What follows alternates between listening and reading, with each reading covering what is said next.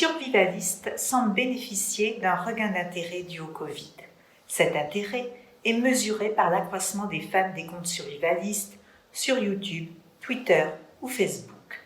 De la ferme autonome à Vic le survivaliste, le survivalisme français commence à émerger comme véritable courant alternatif de consommation.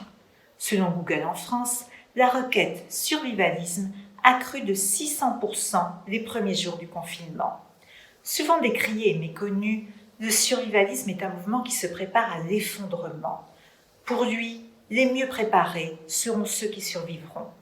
On peut donc voir le survivalisme comme un nouveau courant de consommation axé sur l'autonomie, l'indépendance, l'autosuffisance. Le survivalisme repose donc sur un marketing à contre-courant des théories actuelles.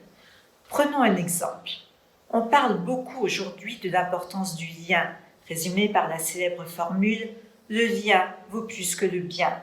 Cette maxime est battue en brèche par les survivalistes qui prônent au contraire la propriété d'objets utiles et de ne pas trop compter sur l'autre.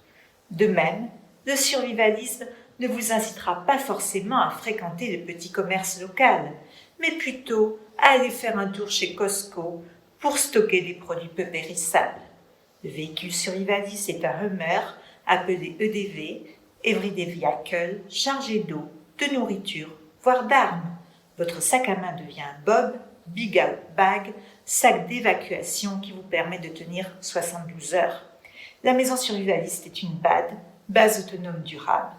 L'achat d'or est privilégié au crédit. Par ailleurs, un survivaliste n'est pas un homme des bois qui compte sur son arc et ses flèches pour survivre.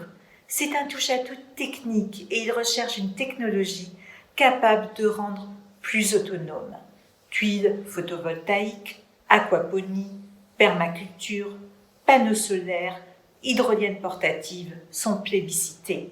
L'intelligence artificielle est rejetée car introduisant de la dépendance. De nouvelles marques survivalistes émergent qui vendent des vêtements thermorégulateurs au stage de survie. De vieilles marques, comme celle de la coutellerie, sont redécouvertes. Des matières honnies par l'écologie, comme le plastique, sont portées au nu par les survivalistes urbains.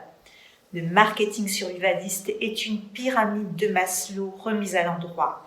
Ce ne sont plus les besoins de reconnaissance ou d'appartenance qui priment, mais les besoins primaires. Satisfaire sa faim, sa soif, assurer sa sécurité.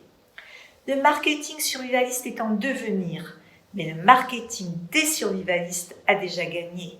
Des succès de la série Walking Dead, du film La Route, préfigurent les modes de vie survivalistes. Ni bond en avant, ni retour aux sources, juste autre chose.